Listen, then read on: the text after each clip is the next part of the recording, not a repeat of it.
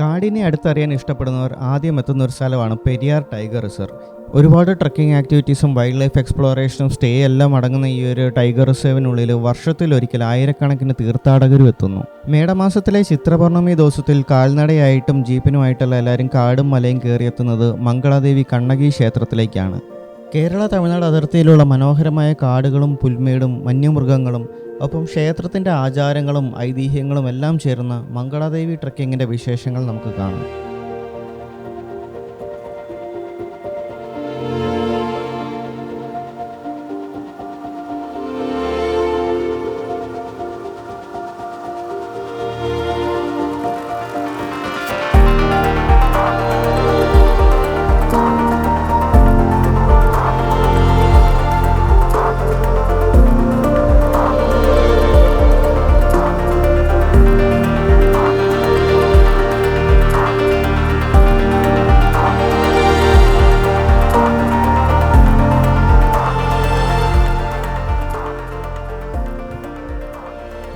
മംഗളാദേവി ക്ഷേത്രത്തിലേക്ക് നമുക്ക് കാൽനടയായിട്ടും ജീപ്പിനും പോവാം. ജീപ്പിന് പോകാൻ ആഗ്രഹിക്കുന്നവർ കുമ്മളിയിൽ രാവിലെ എത്തി ഇതുപോലെ ക്യൂവിൽ നിന്ന് പാസ് എടുക്കണം. രാവിലെ 6 മണിക്കാണ് ചെക്ക് പോസ്റ്റ് തുറക്കുന്നത്. കുമ്മളി ബസ് സ്റ്റാൻഡിൻ്റെ സൈഡിൽ തന്നെ റോസാപ്പൂക്കണ്ടം പോകുന്ന വഴി കൂടെ കുറച്ച് മുമ്പോട്ട് പോയാൽ നമുക്ക് ഈ ചെക്ക് പോസ്റ്റിൻ്റെ താഴെയായിട്ട് എത്താൻ സാധിക്കും. വെളുപ്പിന് 5 മണിയായപ്പോൾ തന്നെ ചെക്ക് പോസ്റ്റിൻ്റെ അടുത്ത് എത്തിയായിരുന്നു. ഇപ്പോൾ തന്നെ അത്യാവശ്യം ആൾക്കാരുണ്ട്. കേരളത്തിൽ നിന്നും തമിഴ്നാട്ടിൽ നിന്നുമായിട്ട് ഒരുപാട് പേര് വന്നിട്ടുണ്ട്. കുമ്മളിയിൽ നിന്നും 10 കിലോമീറ്റർ അകലെയായിട്ടാണ് എൻ്റെ വീടുള്ളത്. അപ്പോൾ ഞാൻ രാവിലെ വണ്ടി കൊണ്ട് കുമ്മളിയിലിട്ടിട്ട് ഇങ്ങോട്ട് നടന്നു വരുവാണ് ചെയ്തത്.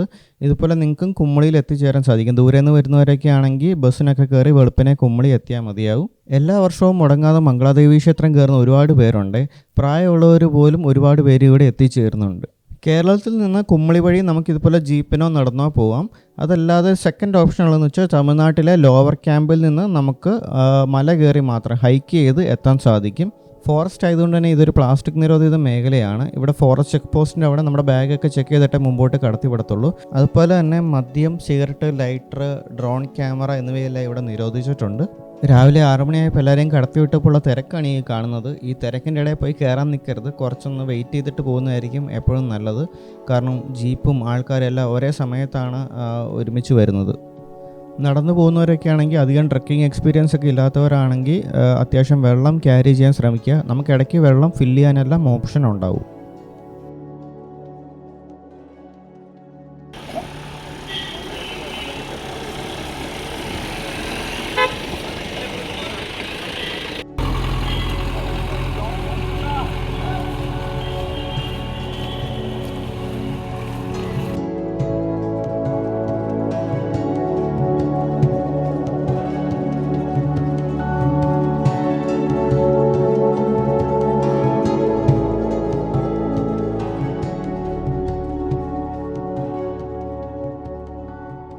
ഇതാണ് മെയിൻ ചെക്ക് പോസ്റ്റ്. ഇവിടെ നമ്മുടെ ബാഗൊക്കെ ചെക്ക് ചെയ്തിട്ട് നമ്മളെ മുമ്പോട്ട് കടത്തി വിടത്തുള്ളൂ. ഇവിടെ താഴെ നിന്ന് തൊട്ട് തന്നെ മെഡിക്കൽ ടീമിൻ്റെ സർവീസ് നമുക്ക് അവൈലബിൾ ആണ്. അതുപോലെ തന്നെ ആംബുലൻസും ഫയർഫോഴ്സും അങ്ങനെ അത്യാവശ്യം എല്ലാ സേഫ്റ്റി മെഷേഴ്സും എടുത്തിട്ടാണ് ഇവരത് ഓർഗനൈസ് ചെയ്യുന്നത്. അങ്ങനെ ചെക്കിങ്ങിനെല്ലാം ശേഷം നമ്മൾ ആദ്യം നടന്നു തുടങ്ങുന്നത് കുറച്ച് ഫ്ലാറ്റ് ആയിട്ടുള്ള ഫോറസ്റ്റ് റൂട്ടേ കൂടെയാണ്. ആദ്യത്തെ ആ ഒരു 7 കിലോമീറ്റർ വളരെ ബ്യൂട്ടിഫുൾ ആയിട്ടുള്ളൊരു ഫോറസ്റ്റ് എക്സ്പീരിയൻസ് നമുക്ക് നൽകും.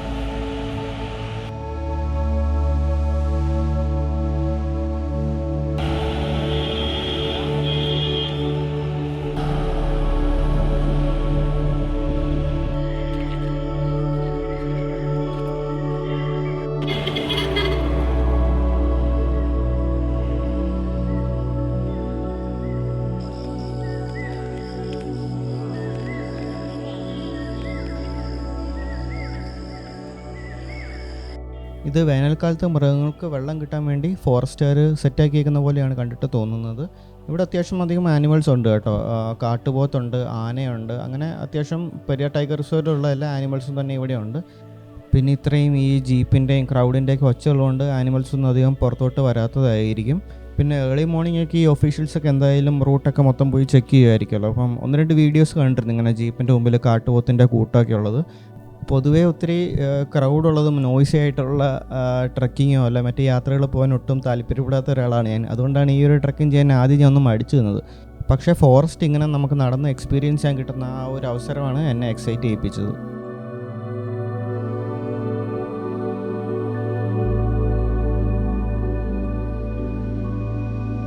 അങ്ങനെ ടൈഗർ റിസർവിൽ വന്നിട്ട് ഇനി ടൈഗറിനെ കണ്ടില്ലെന്ന് വേണ്ട, കടുവേനെയാണ് നമുക്ക് ആദ്യമായിട്ട് സൈറ്റിംഗ് ചെയ്യാൻ പറ്റിയത്. പക്ഷേ ഇതിവിടെ ഒരു കേജിൽ ഇങ്ങനെ ഇട്ടേക്കുന്നതാണെന്ന് തോന്നുന്നു കേട്ടോ. എനിക്കൊന്ന് എവിടുന്നോ റെസ്ക്യൂ ചെയ്ത് കൊണ്ടുവന്നതോ ഇവിടെ ഇങ്ങനെ പ്രൊട്ടക്റ്റ് ചെയ്യുന്ന ഒരു ഇതാണ്. നമ്മൾ കാടിനകത്ത് ഫ്രീ ആയിട്ട് നടക്കുന്ന കടുവേനെ അല്ല കണ്ടത്.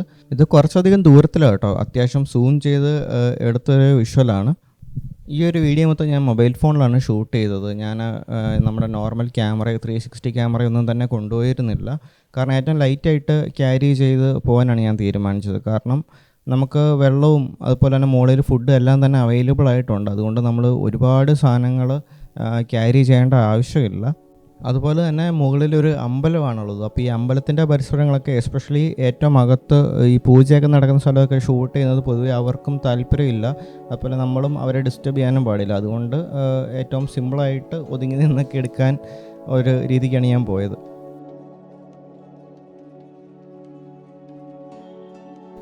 പെരിയാർ ടൈഗർ റിസർവിലെ ഏറ്റവും അട്രാക്റ്റിംഗ് ഫാക്ടേഴ്സാണ് ഇവിടുത്തെ മരങ്ങളൊക്കെ. ഒരുപക്ഷെ തേക്കടിയൊക്കെ വന്നിട്ടുള്ളവർക്കറിയാം, ഒരുപാട് വർഷം പഴക്കം ചെന്ന മരങ്ങളൊക്കെ ഉണ്ട്. അതിൻ്റെയൊക്കെ ഒരു വലിപ്പവും കാര്യങ്ങളും ഒരു പച്ചപ്പും ഭയങ്കരമായിട്ട് നമ്മളെ എക്സൈറ്റ് ചെയ്യിപ്പിക്കും.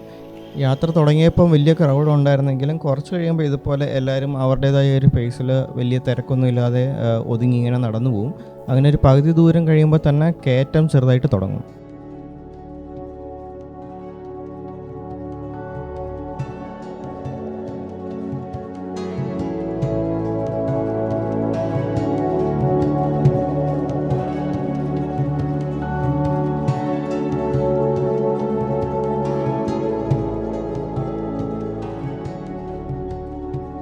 ഇനി ചെറിയ പുൽമേടുകളും മൊട്ടക്കുന്നുകളും എല്ലാം കടന്നാണ് നമ്മൾ മുകളിലോട്ട് എത്തേണ്ടത്. ഇവിടെയും തൊട്ട് അത്യാവശ്യം പൊടിയുണ്ട് കേട്ടോ. ഈ ജീപ്പ് ഇങ്ങനെ പോകുന്നുണ്ട്. അതുകൊണ്ട് ഫേസ് കവർ ചെയ്യുന്ന എന്തെങ്കിലും യൂസ് ചെയ്യുകയാണെങ്കിൽ നല്ലതായിരിക്കും, അല്ലെങ്കിൽ നല്ലപോലെ പൊടി അടിക്കാൻ ചാൻസ് ഉണ്ട്. ഇവിടെ വരുന്നവർക്ക് കൊടുക്കാനുള്ള ആഹാരമൊക്കെ ജീപ്പിനും ട്രാക്ടറിനൊക്കെ മുകളിലോട്ട് കൊണ്ടുപോകുന്നുണ്ട്.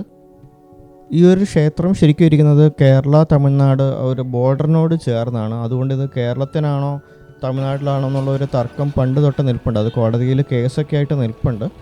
നിലവിൽ ഫോറസ്റ്റിൻ്റെ അണ്ടറിലാണ് ഈ ഒരു സ്ഥലമൊക്കെ വരുന്നത്. അതുകൊണ്ട് തന്നെ കേരളത്തിലെയും തമിഴ്നാട്ടിലെയും പോലീസ് ഓഫീസേഴ്സും ഫോറസ്റ്റ് ഓഫീസേഴ്സും എല്ലാം ചേർന്നിട്ടാണ് ഈ ഒരു പരിപാടി മൊത്തം ഓർഗനൈസ് ചെയ്യുന്നത്. ജീപ്പിനൊക്കെ പോകാൻ വളരെ ചെറിയൊരു വഴിയേ ഉള്ളൂ. അതിൻ്റെ സൈഡിൽ കൂടെയൊക്കെ ചെറിയ മലയിൽ കൂടെ ഷോർട്ട് കട്ടൊക്കെ എടുത്താണ് ആൾക്കാർ ടോപ്പിലെത്തുമ്പോൾ നടന്നു പോകുന്നത്. അപ്പോൾ അവർ മൊത്തം ക്രൗഡും ജീപ്പെല്ലാം കൺട്രോൾ ചെയ്യാൻ തന്നെ ഈ ഒരു പോലീസ് ഓഫീസേഴ്സ് എല്ലാവരും തന്നെ കുറേയധികം കഷ്ടപ്പെടുന്നുണ്ടായി. നമ്മളിപ്പോൾ ഈ കാണുന്നത് കേരളത്തിൽ നിന്ന് കയറി വരുന്നവരെയാണ്. അതുപോലെ തന്നെ തമിഴ്നാട്ടിൽ നിന്ന് ലോവർ ക്യാമ്പിൽ നിന്ന് ഹൈക്ക് ചെയ്ത് ബ്രാൻഡിപ്പാറ വഴി നമുക്ക് ഈ ഒരു മലയുടെ ടോപ്പിലെത്താൻ സാധിക്കും. അതുകൊണ്ട് തന്നെ മുകളിലെത്തുമ്പോൾ ക്രൗഡ് ഭയങ്കരമായിട്ട് കൂടും, തമിഴ്നാട്ടിൽ നിന്ന് വരുന്ന ആൾക്കാരും കൂടെ ഉള്ളതുകൊണ്ട്. നിങ്ങൾക്ക് കുറച്ചും കൂടെ സ്റ്റീപ്പായിട്ടുള്ള മല കയറണം എന്നൊക്കെ ആഗ്രഹമുള്ളവർ, അതുപോലെ തന്നെ ഈ ഒരു ക്രൗഡും ജീപ്പൊന്നും താല്പര്യമില്ലെങ്കിൽ തമിഴ്നാട്ടിലെ ലോവർ ക്യാമ്പിൽ നിന്ന് നിങ്ങൾക്ക് ഒരു 7 കിലോമീറ്റർ സ്റ്റീപ്പായിട്ടുള്ള ഹില്ല് കയറി വരാം. വർഷത്തിലൊന്ന് മാത്രം തുറക്കുന്ന ഒരു ക്ഷേത്രത്തിലോട്ട് തമിഴ്നാട്ടിൽ നിന്നും കേരളത്തിൽ നിന്നും ഇത്രയധികം ആൾക്കാർ വരണമെങ്കിൽ ആ ഒരു ക്ഷേത്രത്തിന് കുറച്ച് പ്രത്യേകതകളുണ്ടാവും. ഈ ഒരു ക്ഷേത്രമായിട്ട് ബന്ധപ്പെട്ട കുറേയധികം ചരിത്രവും ഐതിഹ്യങ്ങളും എല്ലാം തന്നെയുണ്ട്. ഇളാങ്കോ അടികൾ എഴുതിയ ചിലപ്പതികാരം എന്ന കാവ്യത്തിൽ കണ്ണകിയുടെ കഥ എങ്ങനെയാണ്? തൻ്റെ ഭർത്താവിനെ അധികം സ്നേഹിച്ചിരുന്ന ഒരാളായിരുന്നു കണ്ണകി. മധുരയിൽ കച്ചവടം ചെയ്യുന്നതിനായി തൻ്റെ ചിലമ്പ് കണ്ണകി തൻ്റെ ഭർത്താവ് കോവലന് നൽകി. മധുര രാജാവിൻ്റെ ഭാര്യയ്ക്കും സമാനമായ ഒരു ചിലമ്പുണ്ടായിരുന്നു. ഈ ചിലമ്പിൻ്റെ ഉള്ളിൽ വില കൂടിയ പവിഴങ്ങളും മുത്തുകളെല്ലാം ഉണ്ടായിരുന്നു. ഈ ചിലമ്പുമായി മധുരയിലെത്തിയ കോവലനെ രാജ്ഞിയുടെ ചിലമ്പ് മോഷ്ടിച്ചെന്ന് തെറ്റിദ്ധരിച്ച് രാജാവ് വധിക്കുകയാണ് ചെയ്യുന്നത്. ഇതറിഞ്ഞ കണ്ണകി സങ്കടവും ദേഷ്യം കൊണ്ട് രാജാവിൻ്റെ മുമ്പിൽ എത്തുകയും രണ്ടാമത്തെ ചിലമ്പ് രാജാവിൻ്റെ മുമ്പിൽ വലിച്ചെറിയുകയും ചെയ്തു. തൻ്റെ തെറ്റ് മനസ്സിലാക്കിയ രാജാവ് സ്വയം ജീവനെടുത്തു. എന്നിട്ടും കണ്ണകിയുടെ ആ ഒരു ദേഷ്യമൊന്നും അടങ്ങിയില്ല. മധുരം മുഴുവൻ തീയിട്ട് അവിടെ വെണ്ണീരാക്കി കണ്ണകി. അതിനുശേഷം വൈകിയും തേനിയെല്ലാം കിടന്ന് സഹ്യവ്രതത്തിൽ ഒരു മഞ്ഞുമലയിൽ കുടിയിരുന്ന് തൻ്റെ മരിച്ചുപോയ ഭർത്താവ് കോവലിനോടൊപ്പം സ്വർഗം പോവുകയെന്നാണ് വിശ്വാസം. ആ മലയാണ് ഇന്നത്തെ മംഗളാദേവി എന്ന് വിശ്വസിക്കപ്പെടുന്നത്. പിന്നീട് ആദിവാസികൾ അതുപോലെ തന്നെ പാണ്ഡ്യ രാജാക്കന്മാർ തുടങ്ങിയവരാണ് ഈ അമ്പലം ഹിമാലയത്തിൽ നിന്ന് കൊണ്ടുവന്ന കല്ലുകൾ ഉപയോഗിച്ച് നിർമ്മിച്ചത് എന്ന് പല കഥകൾ ഇന്ന് ഉണ്ട്. ഈ ക്ഷേത്രം നിർമ്മിക്കപ്പെട്ട വർഷങ്ങൾക്ക് ശേഷം ഇവിടെ നടന്ന കലാപത്തിലും അതുപോലെ 90കളിലെ പ്രളയത്തിലെല്ലാം ഈ ക്ഷേത്രവും കണ്ണകിയുടെ ശില്പവും എല്ലാം തകരുകയും ചെയ്തു. ഇപ്പോഴും തമിഴ്നാട്ടിലെ വേറൊരു അമ്പലത്തിൽ നിന്ന് വിഗ്രഹം ചിത്രപൗർണമി ദിനത്തിൽ ഇവിടെ എത്തിക്കുകയാണ് ചെയ്യുന്നത്. മംഗളാദേവി, കണ്ണകി കൂടാതെ തന്നെ ശിവൻ, കറുപ്പുസ്വാമി, ഗണപതി എന്നിവരുടെ പ്രതിഷ്ഠകളും ഇവിടെയുണ്ട്. ഈ ഒരു ക്ഷേത്രത്തിൽ നിന്ന് ഒരു രഹസ്യ തുരങ്കമുണ്ട്. അത് പാണ്ഡ്യ രാജ്യത്തേക്ക് അല്ലെങ്കിൽ മധുര മീനാക്ഷി ക്ഷേത്രത്തിലേക്കൊക്കെയാണ് നയിക്കുന്നതെന്ന് വിശ്വസിക്കപ്പെടുന്നുണ്ട്. അതുപോലെ തന്നെ സ്ത്രീകൾ പൊങ്കാല അർപ്പിക്കുകയും അതുപോലെ തന്നെ വളയും താലിയൊക്കെ പൂജയ്ക്ക് വേണ്ടി സമർപ്പിക്കുകയും ചെയ്യാറുണ്ട്.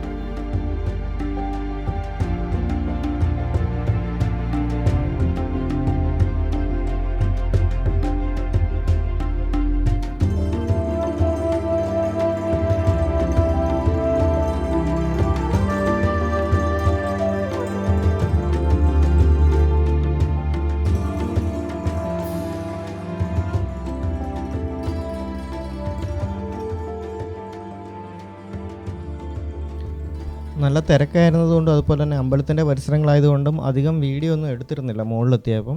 അപ്പം നിങ്ങൾ ഇത് നേരിട്ട് തന്നെ ഒന്ന് വിസിറ്റ് ചെയ്യാൻ ശ്രമിക്കുക. ഈ മുകളിൽ നിന്നുള്ള കാഴ്ചയും അടിപൊളിയാണ്. നമുക്ക് താഴത്തെ തേനി കമ്പം പ്രദേശങ്ങളെല്ലാം തന്നെ ഇവിടെ നിന്ന് കാണാൻ സാധിക്കും. അതുപോലെ തന്നെ തൊട്ടപ്പുറത്തുള്ള മേഘമല, അതുപോലെ തന്നെ തേക്കടി, മുല്ലപ്പെരിയാർ റിസർവോയർ എല്ലാം തന്നെ നമുക്ക് ഈ ടോപ്പിൽ നിന്ന് കാണാൻ സാധിക്കും. അമ്പലം വിസിറ്റ് ചെയ്തതിന് ശേഷം നമുക്ക് ഇവിടെ നിന്ന് ആഹാരം കഴിക്കാം. ആഹാരം കഴിച്ചതിന് ശേഷം എല്ലാവരും പാത്രം അവിടെ ഇവിടെയെല്ലാം ഇട്ടേച്ച് പോകും കേട്ടോ. ഇതൊരു കാടാന്നുള്ള കാര്യം പലരും മറന്നു പോകുന്നു. ഇവർ ശരിക്കും ദൈവത്തിന് ഇത്രയും വില കൊടുക്കുന്നുള്ളതെന്ന് നമ്മൾ ചിന്തിച്ചു പോകും. കാരണം ഈ പറഞ്ഞ ആരാധനാലയങ്ങളിലെല്ലാം തന്നെ പുറത്ത് ഇതുപോലെ വൃത്തികേടാക്കി ഇടുന്നത് നമുക്ക് കാണാൻ സാധിക്കും. അപ്പോൾ ഇതൊരു കാട്ടിലും കൂടെയാണെന്ന് നമ്മൾ ഓർക്കണം. അപ്പോൾ ഇനി ഇവിടെയുള്ള ഫോറസ്റ്റ് ഓഫീസേഴ്സും വോളണ്ടിയേഴ്സൊക്കെ ഇതിന് ക്ലീൻ ചെയ്യാൻ കുറേയധികം കഷ്ടപ്പെടണം. അവിടെ വേസ്റ്റ് ഇടാനുള്ള പ്രോപ്പറായിട്ട് സ്ഥലമൊക്കെ ക്രമീകരിച്ചിട്ടുണ്ടായിരുന്നു. പക്ഷെ എല്ലാവരും അവിടെ ഇവിടെയൊക്കെ ആയിട്ട് ഇട്ടേച്ച് പോയി. ഒരു ദിവസം മാത്രമേ ഈ കാട് തുറന്നു കൊടുക്കുന്നുള്ളെങ്കിലും ഇവിടെ നശിപ്പിക്കാൻ ആ ഒരു ദിവസം തന്നെ ധാരാളം മതിയാവും. അതുകൊണ്ട് നമ്മൾ കുറച്ചും കൂടെയൊക്കെ ബോധപൂർവ്വമൊക്കെ കാര്യങ്ങളൊന്നും ചെയ്യുക. പ്രത്യേകിച്ച് വേസ്റ്റൊക്കെ ഇടുന്ന കാര്യത്തിലൊക്കെ. ഉച്ചയാകുമ്പോഴേക്കും വെയിലൊക്കെ ആവും കേട്ടോ. അപ്പം ചില സമയത്ത് ഇവിടെ നല്ല കോടയൊക്കെ ഉണ്ടാകാറുണ്ട്. ഓരോ വർഷവും പല ടൈമിലായതുകൊണ്ട് വ്യത്യസ്തമായ ക്ലൈമറ്റാണ് എല്ലാവരും എക്സ്പീരിയൻസ് ചെയ്യുന്നത്. നമുക്കിവിടെ ഒരു വാച്ച് ടവറൊക്കെ കാണാൻ സാധിക്കുമായിരുന്നു. പക്ഷെ അത് തകർന്ന നിലയിലാണുള്ളത്.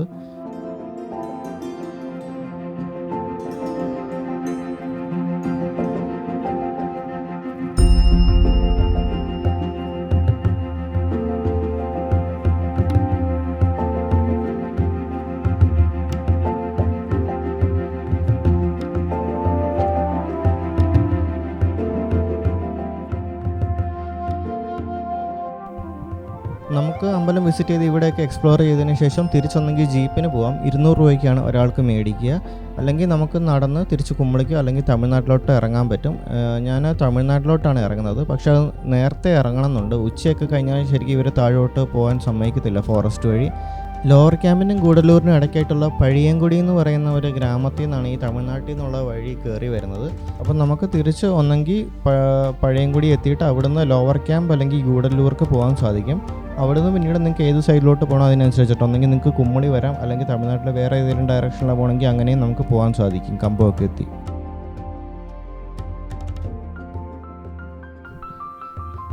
ഈ തമിഴ്നാട് റൂട്ടിൽ ഇതുപോലെ കല്ലിൽ വൈറ്റ് പെയിൻ്റൊക്കെ അടിച്ച് ആരോസൊക്കെ മാർക്ക് ചെയ്തിട്ടുണ്ടാവും. അപ്പം അതൊക്കെ നോക്കി പോയാൽ മതി. അതുപോലെ ഒത്തിരി സ്റ്റീപ്പായിട്ടുള്ള ഏരിയയിൽ കൈവരികളെല്ലാം കാണാൻ സാധിക്കും. മംഗളാദേവി ടോപ്പാണ്. അവിടെ നിന്നാണ് നമ്മൾ ഇറങ്ങി വന്നത്. അപ്പം നമ്മളിപ്പോൾ ഫോറസ്റ്റ് റൂട്ടിൽ കൂടെയാണ് താഴോട്ട് ഇറങ്ങിക്കൊണ്ടിരിക്കുന്നത്. ഇത് നല്ല സ്റ്റീപ്പായിട്ടുള്ള ഇറക്കമാണ്, ദൂരം കുറവാണെങ്കിലും. അതുകൊണ്ട് തിരിച്ച് നമ്മൾ ഈ റൂട്ടാണ് ഇറങ്ങുന്നതെങ്കിൽ വെള്ളം ആവശ്യത്തിന് കരുതുക. കാരണം ഇവിടെ ഇടയ്ക്കെങ്കിലും വെള്ളം ഫില്ല് ചെയ്യാൻ ഓപ്ഷനില്ല. ഒന്നെങ്കിൽ മംഗളാദേവി ടോപ്പിൽ നിന്ന് തന്നെ ബോട്ടിൽ ഫില്ല് ചെയ്തിട്ട് ഇറങ്ങുക.